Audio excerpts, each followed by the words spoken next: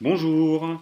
Après le live d'hier et les conditions météo de cette nuit dans le bassin grenoblois, je suis sorti ce matin faire quelques essais avec le coupé. Hier on a parlé pneus, transfert de charge et coefficient d'adhérence entre autres. C'est l'occasion aujourd'hui de vous montrer toutes ces notions dans la pratique. Je m'excuse d'avance pour la qualité de la vidéo embarquée, la GoPro elle a décidé de me lâcher et de se décharger dans le sac. Il fait environ 3 degrés, la neige a fondu facilement sur le revêtement, mais c'est quand même particulièrement détrempé. Avant de réaliser cette vidéo, j'ai pris soin de faire un premier aller-retour sur cette route qui est très peu fréquentée et que j'utilise régulièrement pour des tests de comportement, châssis et freinage. Un premier passage pour repérer, mais surtout pour jauger et chauffer. Je sortais à peine de l'agglomération, les pneus et les freins n'étaient pas du tout prêts à attaquer la côte à son. La voiture elle est équipée de Bridgestone Net02 en 205/55/16. Des pneus été et plutôt très sportifs.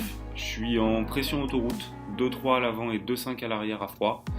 En comparaison sur le circuit du Nürburgring, je descends jusqu'à 1,6 à froid à l'avant.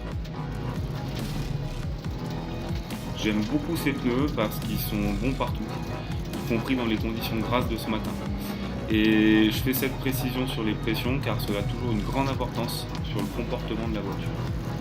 Dans la performance sur bitume sec, on va rechercher la plus grande surface de contact entre le pneu et le sol pour un maximum d'adhérence. Quand on augmente la pression, on fait l'inverse, on réduit la surface de contact avec le sol. C'est ce qu'on va rechercher quand le coefficient d'adhérence se dégrade. Si je réduis la surface de contact pneu-sol, cette surface réduite elle aura plus de charge à supporter que le même pneu qui serait plus faiblement gonflé et qui donc aurait une plus grande surface de contact avec le sol. Il est impératif de bien charger l'avant pour donner de l'adhérence au pneu. Il ne s'agit pas forcément de freiner fort dans ces conditions, mais il faut freiner pour donner de la force sur ce train qui va lui permettre de tourner.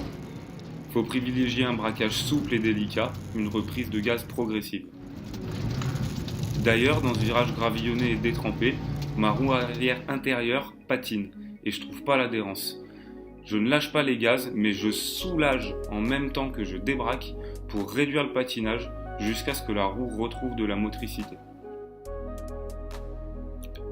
Sur une autre route pas loin, j'ai rencontré cette belle flaque d'eau en pleine corde aveugle bosselée. Gaz stable, on tient le volant fermement avec un angle constant et on traverse la difficulté avec le moins de parasitage possible. La voiture n'est absolument pas déstabilisée. Une entrée en survitesse pourrait coûter cher dans ce genre de surprise. Comme je l'ai dit hier, toujours respecter ses limites et les limites de la voiture. Garder de la marge, s'amuser à passer gaz dans une flaque d'eau et profiter toute la nuit.